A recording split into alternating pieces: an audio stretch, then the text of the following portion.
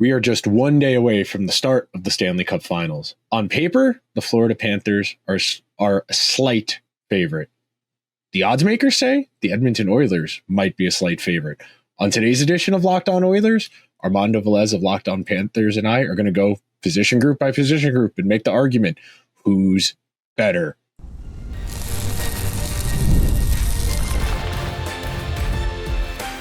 You are Locked On Oilers, your daily podcast on the Edmonton Oilers, part of the Locked On Podcast Network, your team every day.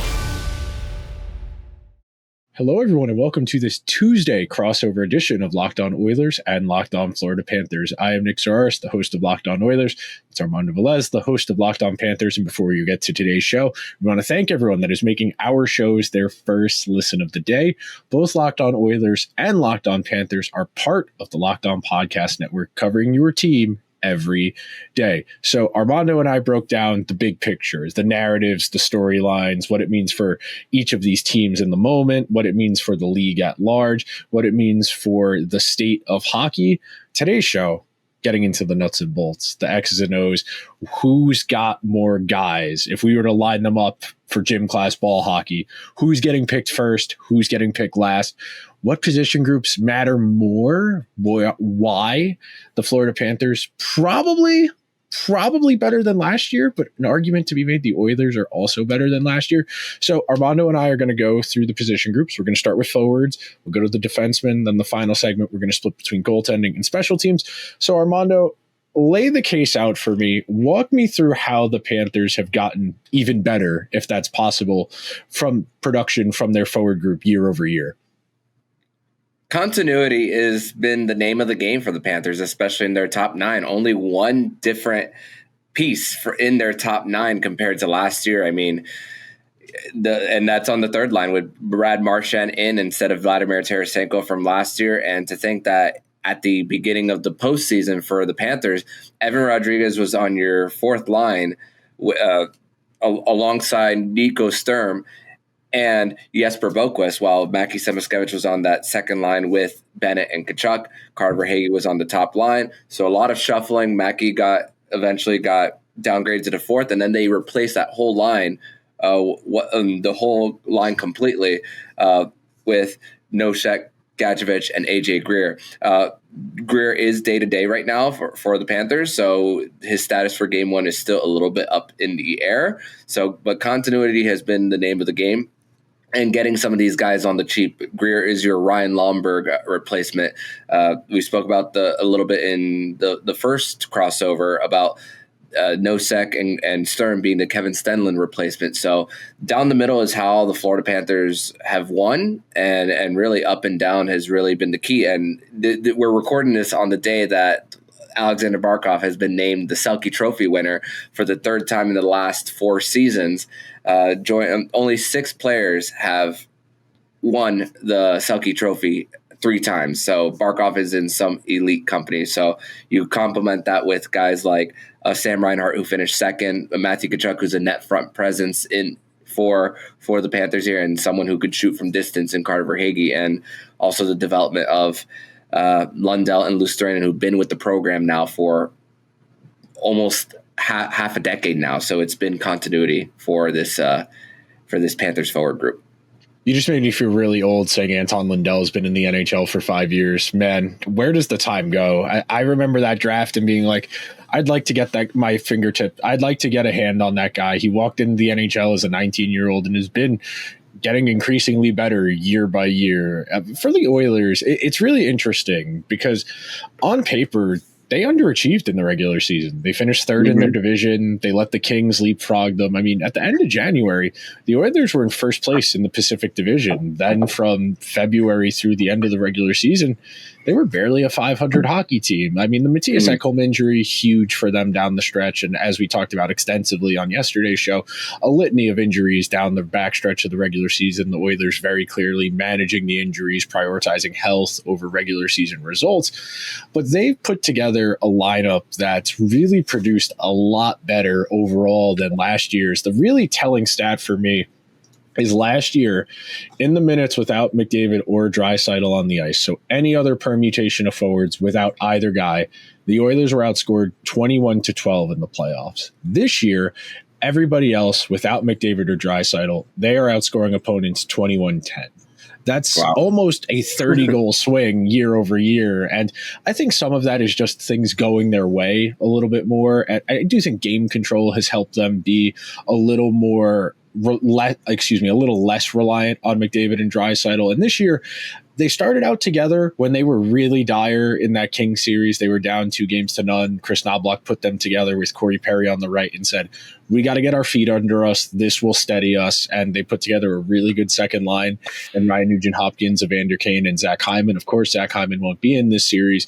But one thing that is encouraging for the Oilers is that they've found, I would say, 7 to 8 different forward line permutations that are going to be viable for them in this series. The fact that they're going to possibly go 11-7 at some point, maybe to accommodate whatever Matthias Ekholm is. And like, you're actively going to take a good player out, whether that's Jeff Skinner, Victor Arvidsson, or even if it's Kasperi Kapanen. But I doubt it'd be Kapanen. Chris Knoblauch seems to really favor him for just the straight line skating and his willingness to take the puck to the net and just fire the puck on the net in a way some depth guys won't. But by and large, I would say this series for me up front comes down to how well the Oilers can use home ice to their advantage. You know, last year, the Barkov minutes, McDavid had a decent time, but when the bottom 9 forward group is outscored by 10, winning your minutes by 1 or 2 goals, that's just not going to be good enough. So the big question for me is, when the Oilers have home ice, how much can they get McDavid away from Barkov? And then the counter question becomes,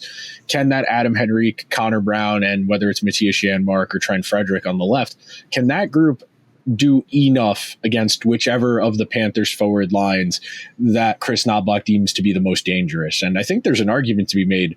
The Panthers have 3 really dangerous lines, so it's really kind of a pick your poison scenario where you don't want to really use McDavid against Florida's best defensive guys like Barkov because you want to maximize his minutes, but you also don't want to use your best defensive guys against their best offensive guys because you want to save yourself some room. And it becomes a really interesting chess match that's going to be fascinating to watch play out.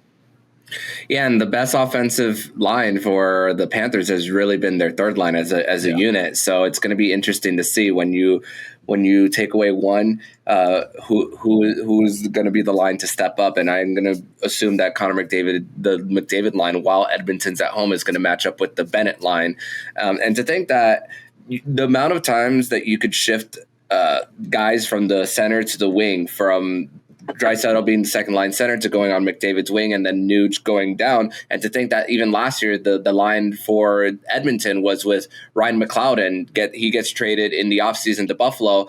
And so it's going to be, that has been the interesting part. It's like, okay, you're not being over reliant on that top line for the Edmonton Oilers there. And for the Panthers, it's going to be really in transition.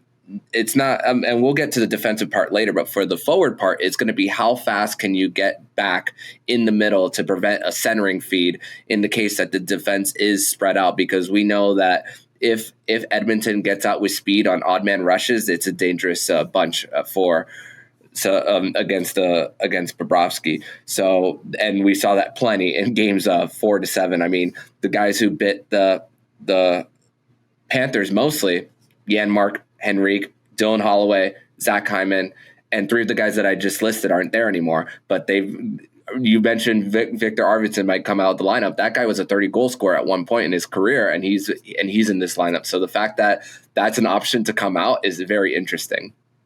The one last thing I did want to get in, and I mentioned this on yesterday's show, and it'll come in more into play in our second segment when we're talking about the defense, but a lot of the adjustments the Oilers made in terms of their personnel, it really feels like they tailored it specifically with the mindset of, we need to beat the Panthers. And I think a lot of that stems from feeling like they played too much defense in this series last year, that even if the Panthers weren't getting great looks, the game was still too much in the Edmonton end for their comfort.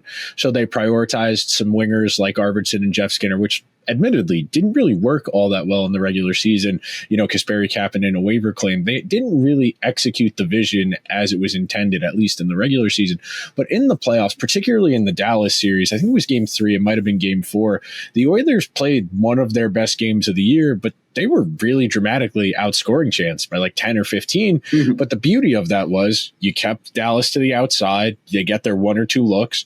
You resettle, you get control, you go back the other way. And I think that's what's going to make this an interesting style matchup between the Oilers and Panthers is the Panthers want to get the puck in deep. They want to play the cycle. They want to try and break your will. The Oilers want to try and intercept one of those cycling passes and fly the zone and go the other way as fast as they possibly can.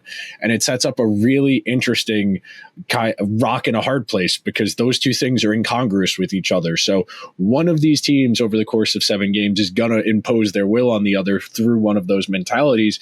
And it's going to be really interesting to watch play out. Oh, no doubt. And for Florida, that's what really what bit them in the previous final at one point when they blew the 3-0 lead. And so for the Panthers, they're very comfortable in the cycle. And to think that it's going to be interesting to see the Zach Hyman minutes that are replaced by the likes of Corey Perry and maybe at times Evander Kane. I mean, those two, although Evander Kane is healthy going into these playoffs after missing the regular season, I'm interested to see the minutes that they put up. The fact that Hyman can play a whole bunch of them, especially because Hyman was on pace to break the record for hits in a postseason. And the thing is, I look at the shooting percentage for Corey Perry, 33%. It's wild. And if the Panthers allow Corey Perry to shoot that percentage, they're going to have a hard time winning this series. So they got to find a way to limit his chances. I mean, there was this one beautiful goal that the Oilers scored in Game 5. McDavid weaves around the defense. They don't use body, and then they center it to Corey Perry.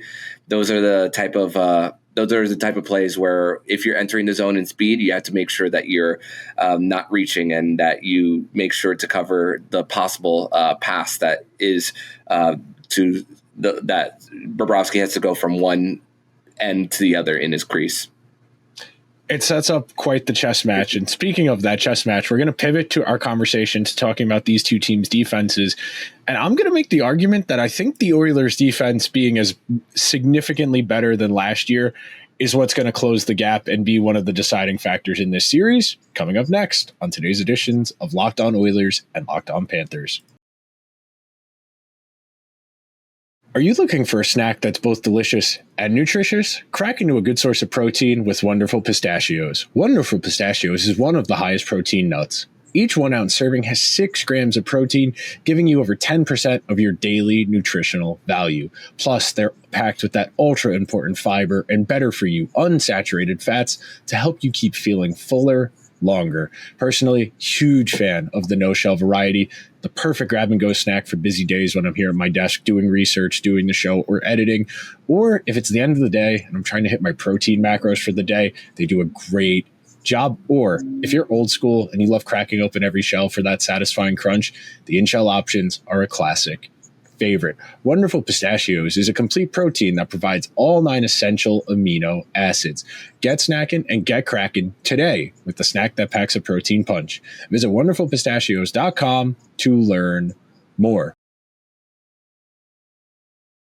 Thank you to everyone who is hanging out with Armando and I on this Tuesday edition of Locked On Oilers and Panthers. So, Armando, I'm going to ask you this question a little more broadly open-ended and let you expand.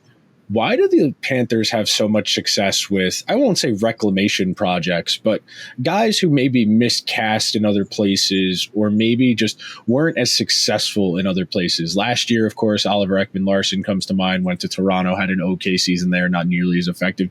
Nico Mikkola, who we had talked about pretty extensively on yesterday's show as being one of like the you get a guy who's been underperforming in multiple stops to get out of that shell. Nate Schmidt, we've talked about, they brought Kulikov back a number of years ago, and he's fit nicely. What is it about the Panthers defense in particular that allows them to rotate guys in? I mean, even Seth Jones, who we've talked about as maybe being the Aaron Ekblad replacement long-term for Florida to save some money. What is it about the Panthers that allows them to integrate defensemen so successfully? There's two reasons for it. The first one is one of their assistant coaches, Sylvain Lefebvre, who runs the blue line. He runs the penalty kill for the Panthers, and just how he's been able to get them to play at their best. I mean, Oliver Ekman-Larsson and Uvis Balinskis were two guys, even though Uvis has played parts of the postseason and didn't play at all in the postseason last year. They were a big part of the Panthers getting through the first 16 games in 2023-24 when Montour and Aaron Ekblad were out with their fair share of injuries from the 23 final, and just the fact that they were still able to stay afloat right before they came back to the mix. And the fact is that it's also a little bit of when it came to last year, the fact that you get guys who have played certain roles and they're playing down a position, the fact that Forsling and Ekblad have been a pair for a long, not necessarily the longest of time. It's only been a few seasons because it was mostly Ekblad and Weegar on the same pair, two right-handed shots, while Forsling was on the second pair. But then getting that elevation for Gustav Forsling has just made a difference. And the fact that the top pair is solidified, it creates more of those reclamation projects from elsewhere to play below the lineup. OEL last year, and then even Seth Jones this year. And the second thing is accountability. There was this one interview there was one show that I was that I watched where I think it was Michael Russo was talking to Nate Schmidt about something that he did in the preseason, a play that the Panthers didn't like, and then the blue line came up to him and say, "Hey, we don't do that here in Florida." So it's a matter of just keeping guys accountable. And he's like, okay, it's a message saying, I'm going to the Stanley Cup champion. They know how to win. So if I want to be a part of this, I got to get with the program here. So that's the big thing when it comes to just being able to say, hey, get with it. And it's crazy because Schmidt doesn't necessarily have the same game as Oliver Ekman-Larsson, but it's another one of those reclamation projects. He can jump into the rush, but he's not one manning the top power play. He's been mostly on the second unit. But then even this year, they started off with Adam Boqvist as their power play guy, and then Uvis Balinskis. And then mid-season, when that Jones trade happened, before that, it was Aaron Ekblad. It was actually at a good rate right before the suspension. Then, hey, you got a little bit of insurance this year for that. And also the fact that he got some time with Gustav Forsling, and you dealt with multiple suspensions in the first two games of the postseason, and that hit from Aaron Ekblad on Brandon Hagel. That in itself really helped the Panthers. Those minutes in the regular season really helped in the postseason, and the fact that Seth Jones was the guy to take over in Game 7 against the Leafs, man, it proved Bill Zito right in trying to get someone who was getting a whole lot of minutes in Chicago. Lesser role now. He could play more relaxed and more of his game, and not only was Seth Jones a big part of that Game 7 win, it was also Brad Marchand as well. So the trade deadline acquisitions made a difference there for the Panthers. So real quick, because we do have to talk about goaltending and special teams. We have to talk about the coaching a little bit, and we got to pick the series, of course. The one point I did want to make, and I think something you said applies very similarly to the Oilers, that last year it kind of felt like the defense was a bit more piecemeal, that they weren't really sure what was the best combination of who. They had guys like Cody Ceci, Vincent Desharnais, Philip Broberg all draw in at various points, whereas this year, Klingberg and Wallman have been pretty stably together since the third game of the playoffs. Ekholm just slid in for Game 5. He assumingly will play with Bouchard, but prior to Ekholm coming in, Brett Kulak and Evan Bouchard were having tremendous success together, and Troy Stetcher and Darnell Nurse were doing a great job. The crazy stat I looked up earlier, In last year's playoffs, the Oilers were outscored 14-25 in Darnell Nurse's minutes. This year, they're only being outscored 14-15. That type of swing tells me how much better he's been these playoffs. Like, he's still under 50% goal share, but a 10% swing when you're talking about a series that came down to one goal, that's enough. Those types of marginal gains and improvements really make me feel a lot more confident, especially in the defense, because look, and we're literally right now about to talk about Stuart Skinner on the other side of this break, but as good as Stuart Skinner's been, I'm going to be knocking on wood. I'm going to be knocking on the top of my head. I'm going to be crossing my fingers every time I say he's playing great in that next segment. But if the defense plays this well, it leads me to believe Stuart Skinner isn't going to need to do a whole lot. And that's going to nicely set up the conversation where we have the atom bomb, Sergei Bobrovsky, talking about the coughing baby, Stuart Skinner, right after this.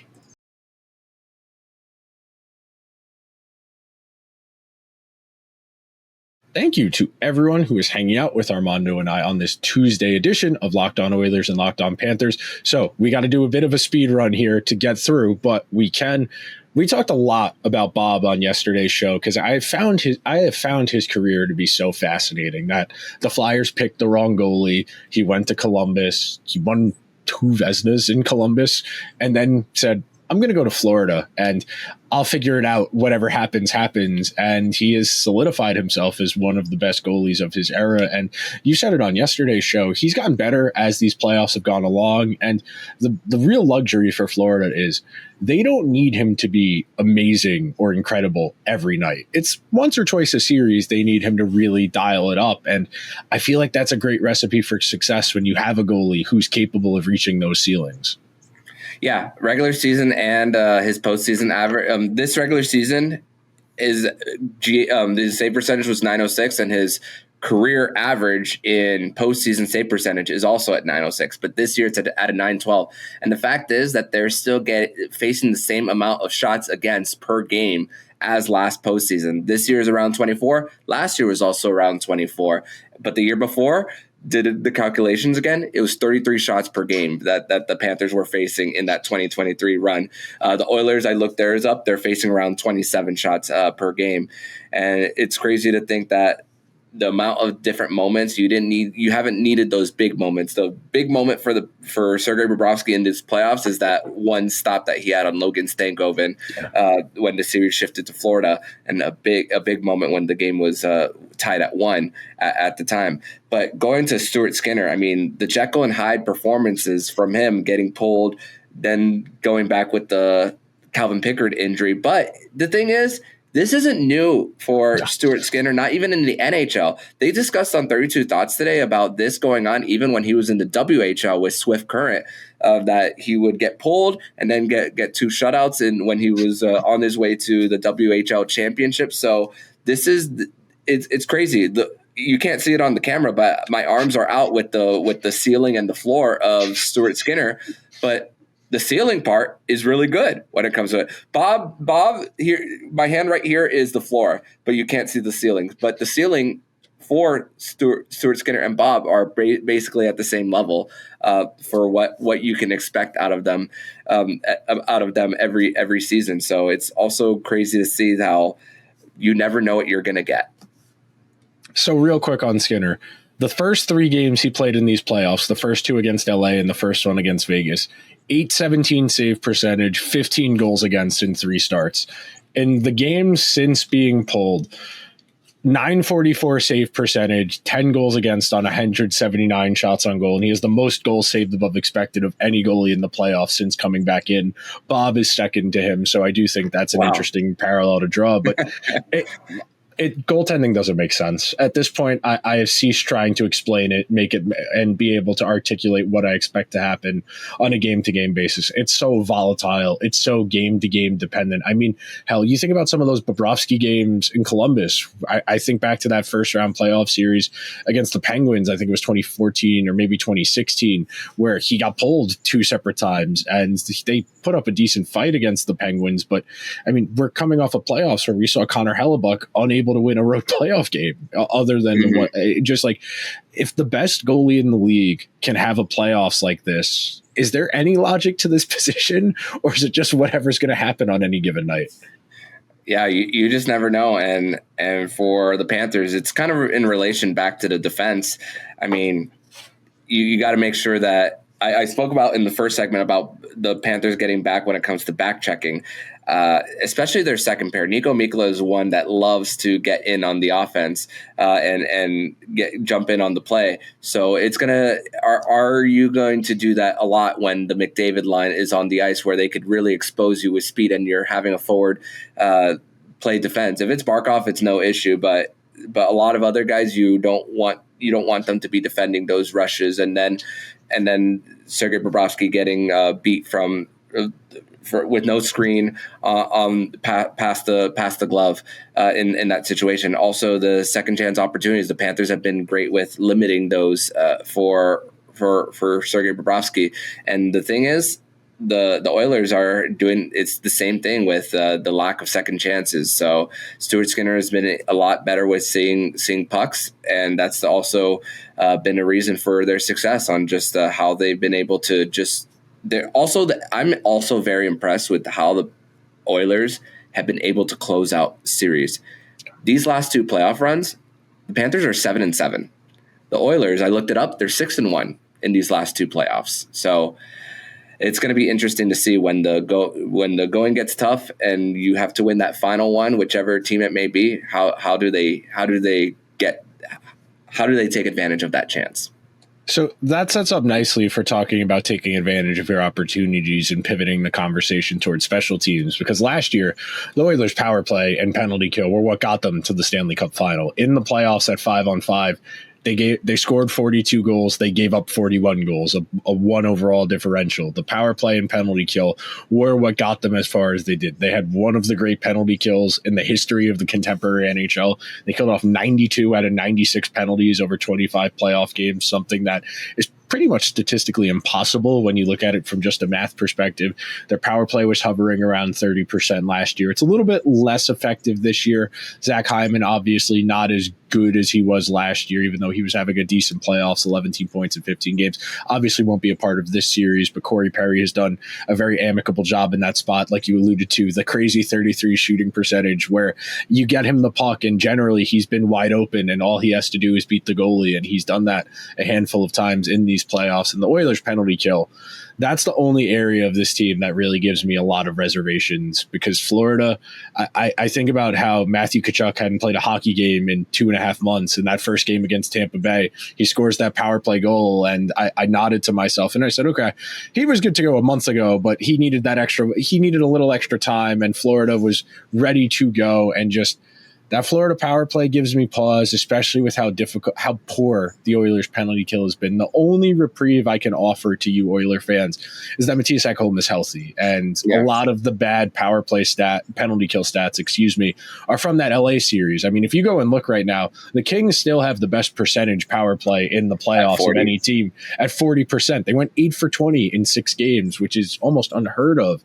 So you think about how it's gotten better with each passing round, and Ekholm coming back in, you can maybe talk yourself into the penalty kill being 75-80% where it needs to be, but that definitely gives me some pause.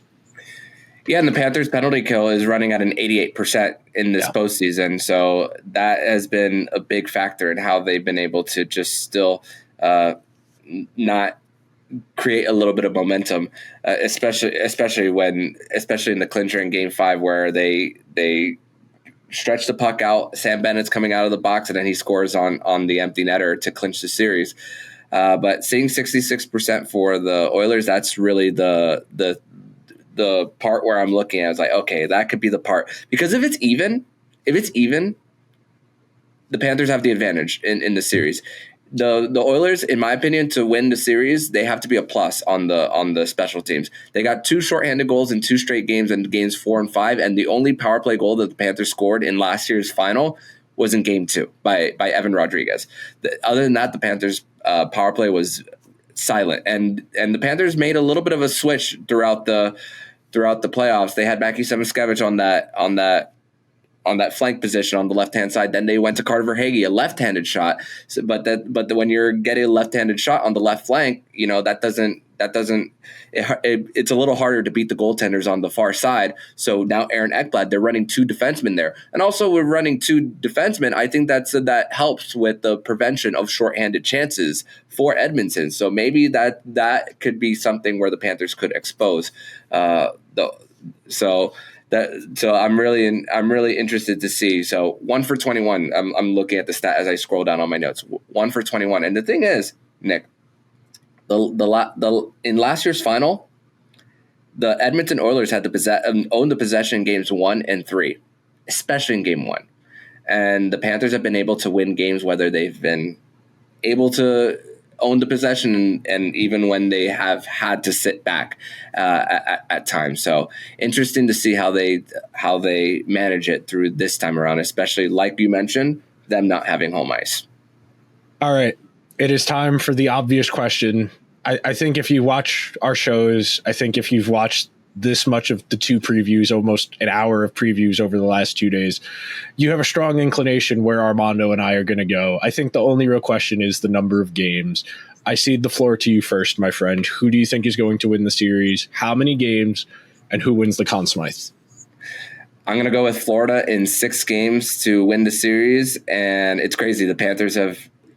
Both teams have been on the road most of these playoffs. The Panthers haven't clinched a single series at home. But I think if this gets to a 7th game in Edmonton, you have to find a way to prevent it. And I wouldn't feel good about going to the Panthers going to Alberta and having to win a game 7. So I think the Panthers are going to have to really take advantage. It's not going to be a 3-0 series lead this time around. I guarantee it. But the Panthers, I think that they're going to take care of it in 6. And I think that Sergei Bobrovsky is going to be the Conn Smythe winner. That's a good choice. I definitely could see an argument for Bob based on the way, if the series goes the way, if Panthers in 6, I could see a way where Bob makes the case. I will be picking the Oilers in 7 games. Connor McDavid's going to win his 2nd straight Conn Smythe, and he's finally going to get the moment. And we're all going to have that moment of like, damn, he really did it. Like when Ovechkin got his and we all got to look around and nod at each other. Like, that's a cool moment. That's awesome for the game. It's a great opportunity. And more than anything, I just want hockey to keep going, man. As soon as hockey's done, things just get boring. Do you want to talk about guys playing hockey or actually the games themselves? And the longer the series goes, the better for everyone. So I hope everybody has enjoyed these previews. Please be sure to check out Locked On Oilers and Locked On Panthers wherever you get your podcasts. If you're on Apple or Spotify, throw the show's 5-star reviews. If you're over on YouTube, like the videos, subscribe to the channels, put on notifications for whenever new content goes out. Leave us comments. Let us know who you think is going to win the series, how many games, who's going to win the Conn Smythe. Thank you so much for making our shows your first listen of the day. For your second listen, please go check out the Locked On NHL and Locked On NHL Game Night feeds. Game Night will be live even on nights where there are not games, so be sure to support. We'll talk to you guys real soon. Everyone enjoy the Stanley Cup Final.